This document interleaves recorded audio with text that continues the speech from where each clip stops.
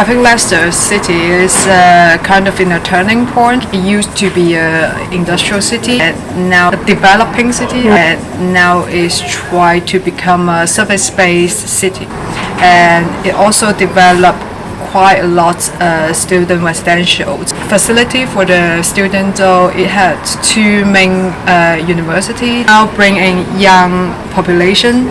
I think the most vibrant is based in the city center, so you could see like students it's just live around based in the center.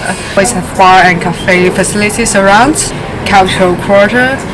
Because of the 1960 ring road, it's kind of have all the vibrant things in the inside the ring road, but outside the ring road is kind of a run-down industrial area. It got a lot of empty buildings and the industrial built environment as well kind of stop people moving around the city.